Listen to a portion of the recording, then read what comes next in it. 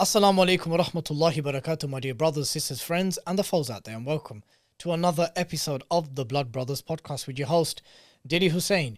Before I introduce today's guest, I want to remind all the avid podcast listeners that you can find this show on all the major audio platforms. And if you're tuning in via YouTube, don't be cheeky, remember to click subscribe. Today's guest is someone who I'm very excited to have on, who is an imam, a broadcaster, and a political commentator. But more importantly for today's discussion, he is running as an independent candidate in the constituency of Bethnal Green and Stepney, and that's none other than Ajmal Masroor. Ajmal Bhai, assalamu alaikum and welcome to the show.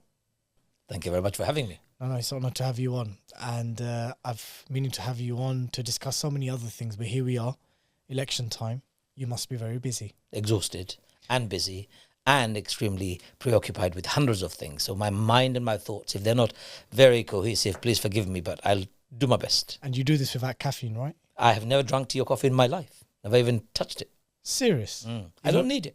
Even when you go dash, you don't try tea, nothing? As soon as my eyes are open, Allah has given me a great ni'mah. I'm fully awake, 100% awake. You can call me up at 2 o'clock in the morning. If I've woken up, you can do an interview with me and I'll sound okay. I may do that once you win the election, inshallah. I may not answer your phone. But look, there'll be many viewers who may not be privy to the demographics or the uniqueness of the constituency that you're running in. So let's give them a bit of that insight. So Bethnal Green and Stepney falls within the borough of Tower Hamlets. Correct. Tower Hamlets has the largest concentrated Muslim population in the UK. If I'm correct, 39% or something around? You can say 50%. 50%, okay. How many of that 50% is Bangladeshi? Well, my constituency, which is Bethnal Green and Stepney, that's one. So we've got 2.5 constituencies in our borough. So my one has well over 60% Muslim population. So from Shadwell all the way to Hackney, and from the border of the city all the way to Burdett Road. That's the border. It's like a square, in which you can say 60% Bangladeshis, 10% Somalis in amongst the electorate. Okay. Now, if you were to look at the demographic, it's grown by the day. When we began in the 70s, I used to live in Shadwell in the 70s. It was my family and another infamous young man, his name is Aklud, has got a brand. Now, his family and our family, there were 2 families living there. And now, coming up to 2024, you will be hard pushed to find non-Bangladeshis in the area. So things have changed. And for those Siletis outside of London, again, they may not be privy to the different communal influences, right? How much does back home politics influence the everyday shenanigans of the borough and your constituency? So, for example, we know that in Deshi politics, Awami League, BNP, Jamaati, does this stuff, is it present? Let me just take you one step back. It's not only Bangladeshis, by the way. A huge number of Italian migrants from Bangladesh who came and settled in Italy and Portugal. They've moved over to the UK, and they're mainly non-Bangladeshis. So there is also a sizable non-Siletis. There's a sizable non-Sileti population in Tower Hamlets. That's growing, is it? Growing, of course. So there is a very multicultural, multifaceted environment within my constituency and overall. The question that you've raised, which is to do with Bangladeshi politics, of course it has its own roots and it spreads across whichever country you go to. So there is Bangladeshi government, current government, Awami League, BNP, the opposition, or even any other splinter parties or big parties. They are present in London, in Tower Hamlets. But remember, younger generation are now flexing their muscles. My generation were the middle generation, my parents and then me, and then we've got younger ones. Our kids are married and they've got kids. They're not really interested in Bangladeshi politics. And as they are becoming more and more dominant, that politics is, of course, reducing in impact, but it's still there, and we don't want to discount them. There are positives and negatives to do with that politics. Britain is our country. British people are our people. My constituency, where I am, whoever they are, whether they're Bangladeshis, non-Bangladeshis, whether they're white, black or brown, it doesn't matter. The focus must be, what can I do to make my constituency better for all? And I am getting that sense every day that I'm walking in the constituency, and that's changed from 2010 election. when that politics of Bangladesh was pretty strong, if you ask me now, it's waned by at least 30%. That's quite a lot. Yeah, it's going down, and more home-centric, and home has become the UK, is becoming apparent and prominent. And I think it's a good thing. That shows that our community has matured, and it's rooted, and it's really making a contribution to the future of Britain, as well as the local constituencies where we're standing.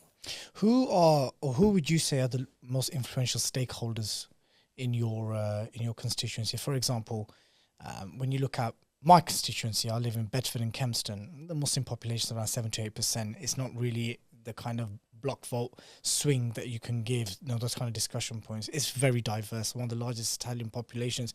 Stakeholders are very different. It's business owners and so forth. Not many masajid. Who are the biggest stakeholders, would you say, is in your constituency? If you were to go by masajids, we've got 23 masajids in my constituency alone.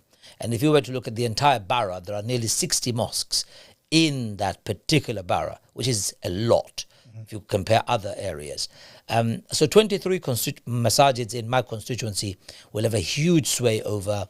When I say sway, I mean the religious community would have a lot of sway over which way they vote. Mosques don't actively campaign for anybody. They cannot. But people do. Individuals do. But they're religious. They're conservative. They go to the mosque. They talk to one another. So there is that culture.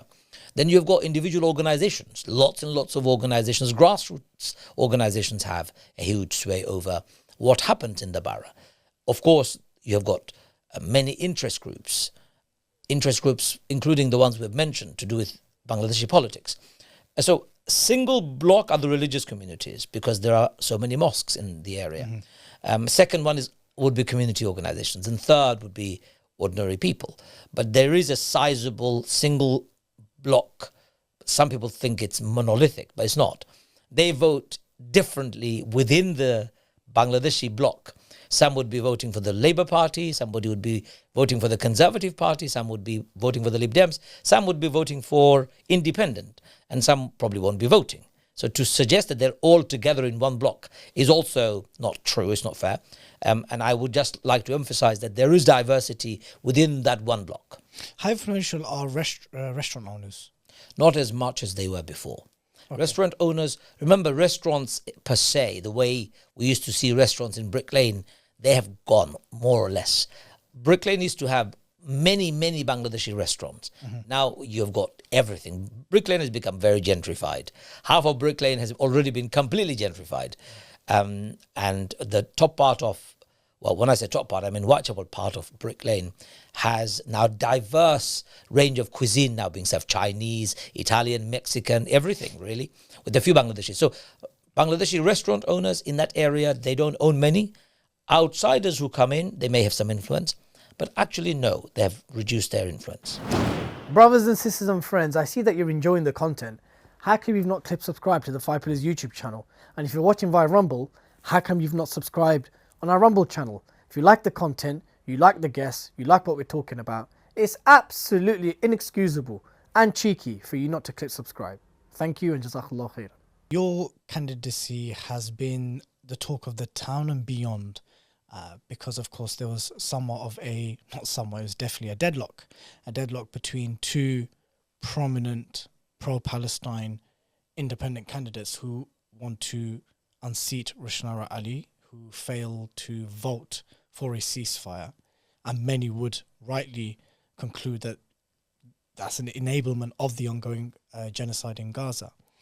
So, it's been one of the focal points, and hence, even when I spoke to yourself and Tasnime, I said, look, I can't have you both on. There has to come a point where the person who is born out of this constituency is the person that the community has to back. The Muslim vote has now endorsed you. How long was that deadlock? Because he made his candidacy known before you. How long was that deadlock? I wouldn't call it deadlock, because we didn't get into a deadlock until the announcement was made. Election call was sudden. And this was deliberate, by the way, Dilly. Some people don't like it. I've been called out by a Jewish Chronicle already for saying this. And that is, I believe Tories and the Labour Party made a pact. They realised if they called for an election in November, or independent candidates and any other non-establishment parties would be organised. So they decided how many pro-Palestinian MPs do we want in the parliament? Minimum. So let's go for a snap election. What have you based that on? I'm not totally understand. That my makes reading. sense. My reading. Why else would Rishi Sunak call for an early election when he, a few weeks before, in one of the TV programs, said, "Don't worry, ladies, I'm not going to call for an election now. It's going to be in the winter. You can have a good summer break." And yet he breaks that promise from a live TV program and comes and announces. I believe that's the pact. They did the calculation. They realized there could be 100 pro-Palestinian parliamentarians if the election is in November, because they will have the time to organize themselves. So let's do a snap election. Tories are going to lose anyway. So if they lose, let the Labour Party form the government with least pro-Palestinian influence. I'm not suggesting that there was a conspiracy. No, I'm suggesting there was a strategic move. Smart move on the part of the establishment, I get it. But we were caught by surprise. So Akunjee and I, we lifted our gears and said, okay, let's sit down and talk. Did you know Akunjee before this? Akunjee's dad, Mr. Dr. Akunjee, has been my family GP for 35 years. Wood Green, right? Yeah, correct. Yeah. My parents live just literally across the road. My mother is still their patient. I have moved on. So I've known the family well. I have not seen Tasnime Akunjee a lot. Our paths have crossed in our television programs, in media interactions. But I have great regard for the family. So there is no animosity. There is no fights between me and Tasnime Akunjee. We met and we had a fantastic conversation. And within 3-4 days, we understood, actually, Matt's here is very simple. I have the community grassroots support. He has young support. Community grassroots is still the majority. Young ones are not even registered to vote. And there isn't enough time to mobilize young ones. So we, between two brothers, we decided the aim is the same. We want to get rid of Rushanara. Get Rushanara out has been our sharp line. Akunjee said, you go ahead, I'll support you, or to that effect. And I said, thank you very much, gracefully. And we've been carrying on. We had a conversation, a funny one. Some of our supporters were more passionate and more upset by the fact that this deal was made. It seems like that. Because videos were being leaked and messages were being circulated. And we have to ignore some of that because these are distractions. Okay. Two adults have made an agreement that they want to move forward in a particular way. It's like in a marriage, right? If two people have made an agreement, it doesn't matter who says what outside. You can make all the noise you want. The focus we both agree on, Akunjee and I, and very respectfully, that we want to get rid of Rushanara. Who can do that best? We need the support of the community of all sectors. And I could do that because I have a track record. People know me. My recognition factor in Tower Hamlets is more than 70%. If you walk with me in Tower Hamlets, I will get 70% of the time recognized. That is a huge advantage. Whether that translates into vote would be dependent on how people are thinking. But we're going to have to try. Whereas for Akunjee, it would have been a mountain to climb within that 4 weeks to get that recognition factor, to get that commitment from the community groups, the mosques, etc. And I was very grateful that he also said, the young people that have been supporting me will be supporting you.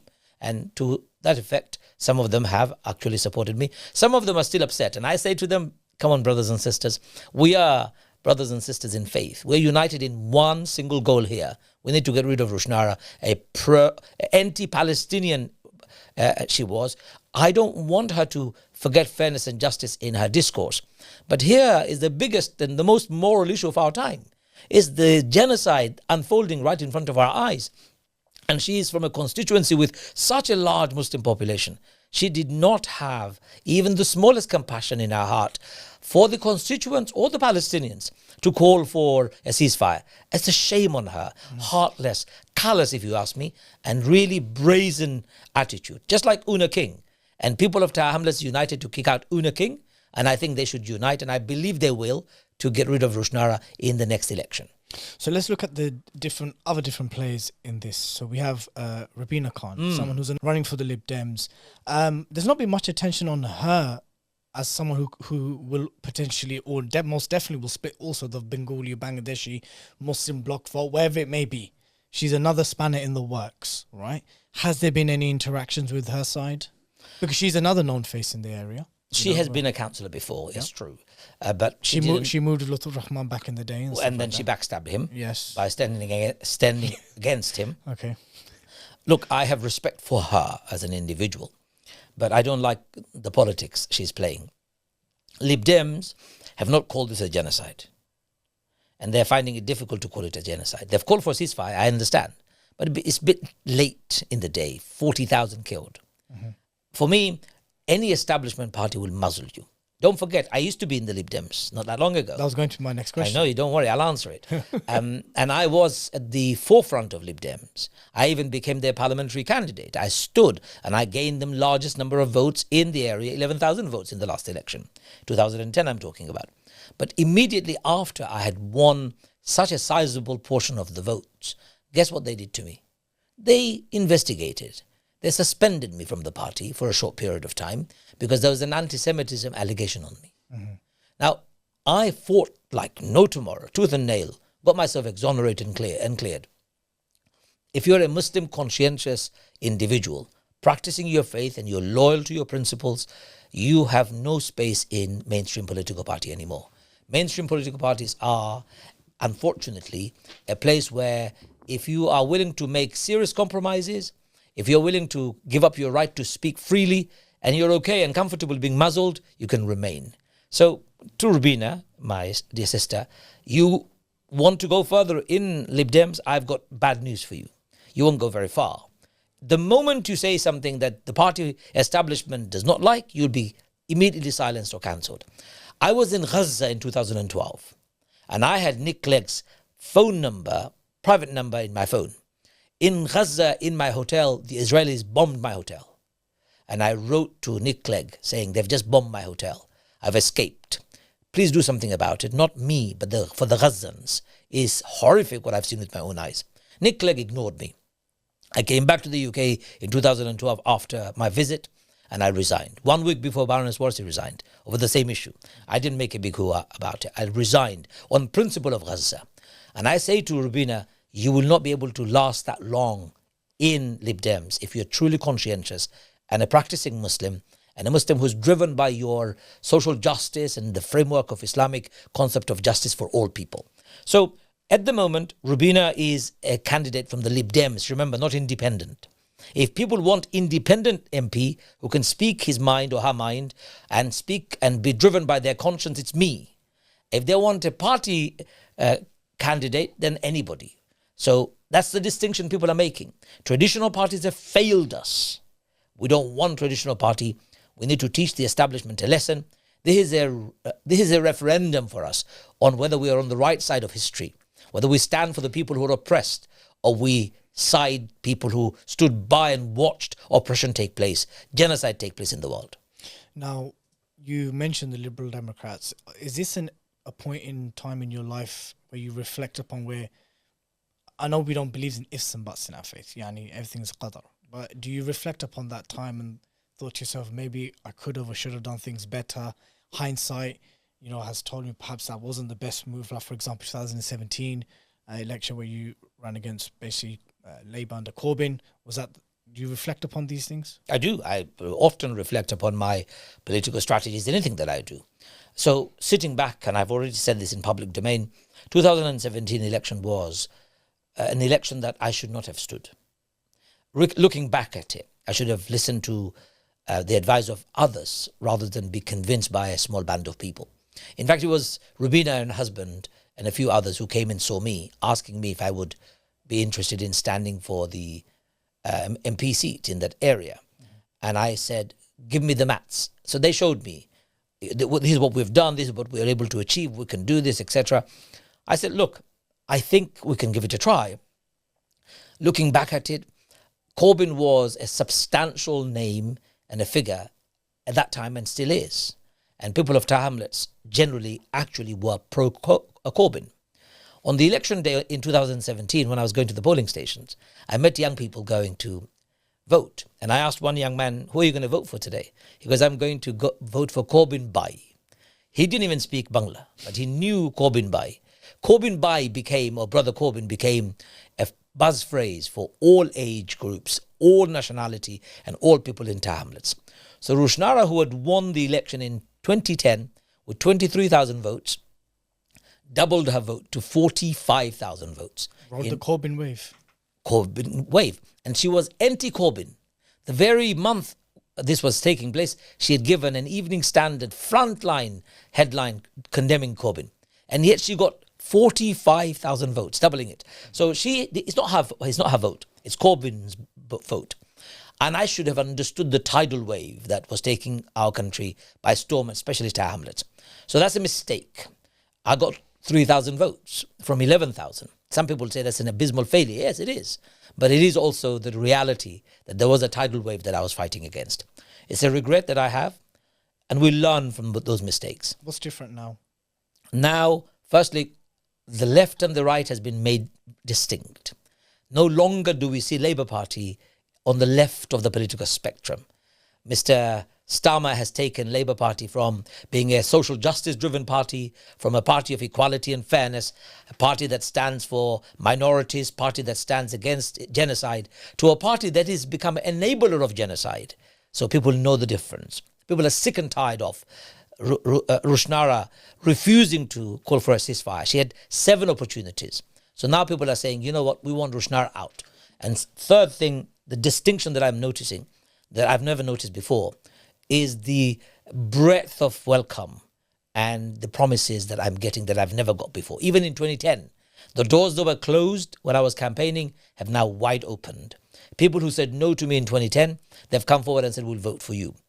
People who did not do anything for me in 2010, they're saying, I can't do anything for you from the front, but we'll do it from behind. There is a massive momentum that's being created. So here is the buzzword. Let's get Rushanara out.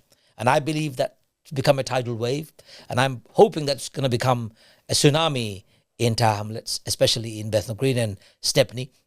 And together, with the community's support, we'll create history. And anybody, anywhere in the country who supported genocide or stayed silent when the Palestinians were being massacred should be voted out of their offices. This, Dilly, is a litmus test. If an MP or prospective MP did not condemn Israel for its genocidal, maniacal, as well as apartheid policies and its atrocities against the Palestinians, if you can't trust them with human life, you cannot trust them with any policies on NHS, on education, on anything else. So please do not vote for an MP that says silent about the genocide in Palestine. That's your litmus test. That's your moral test. Hold up. The show will continue. But before it does, I want to remind you all that the Blood Brothers podcast is the fastest growing English language Muslim podcast in the world. When we deliver unique quality content to you week after week, brothers and sisters and friends, it requires money. So please click the link in the description and support this project however you can. Back to the show. Has Tasnime kept true to his word, and is he assisting with the campaign? Is he appealing to his young supporters, saying, look, Ajmal is the man to back now? Because I'm hearing lots and lots of people who were younger ones who are supporting Tasnime Akunjee, they've come forward. They said, yes, we'll back you. Whether that is because Tasnime Akunjee has been at the forefront and actively persuading them or not, I just haven't had the time to sit down and have a chat to him. Okay. I'm pretty certain the brother is good, with his good and God-conscious mind that he has, and the strength of power and feeling that he had for getting Rushanara out. He would be doing that anyway. I don't think I need to tell him. It's quite expected. And finally, we are all on the same page.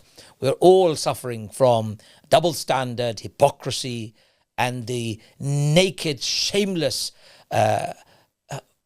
degradation of our moral and ethical standards. It's awful. And if we don't stand together, we will be washed by or wiped away by this awful tide that we see around us. Akunjee and I, or anybody else from all sections of the community who are standing on independent platforms or anti-Israel, pro-Palestinian platform, we're on the same page. We want to see a change. Change will not happen unless people come out and vote. And if people come out and vote the wrong party, I'm really sorry, my people. Don't regret it. Don't blame anybody afterwards. You have chosen and you have made that choice. This is the greatest time to bring about that change. And I'm welcoming people to bring that change. What about this other brother? He recently posted a video. I'm conscious of time, don't worry. It's okay, don't worry. Sham Uddin, I believe. He's also standing independent. He posted a video on Twitter saying, look, Ajmal's people are not going to vote for Taz and Taz's people. But I'm the guy, I'm the middleman. What's his background? Because I'm not from the area, I'm not from East. Do you know the brother? No, I have no idea. Does he have any footing or background in community activism? Not in this area. Okay. Have you bumped into him whilst canvassing? Once I've met him at a lawyer's do in central London. Okay. But apart from that, I have no idea who Shamuddin is. And when I am knocking on doors, his name is not even mentioned. Okay. So I am not even bothered. I don't know why he stood. Okay. But the funny story I heard that he narrated that apparently he had a heart attack in Tower Hamlets. Okay. So he's left his heart here and he has come to join his heart and therefore he's standing for the election. That's poetically quite It's very poetic, but it's also hilarious. Okay. But I'm also told he's a good dancer. I'm also told he's a good comedian. Okay. And maybe this is part of that sketch. Okay. Bringing the podcast to a close, because I know we're very limited for time. We both are running late this morning, but alhamdulillah, we made it happen. What about your constituents who are either indifferent or Gaza isn't there on their priority list? They're living paycheck to paycheck. They're trying to make ends meet.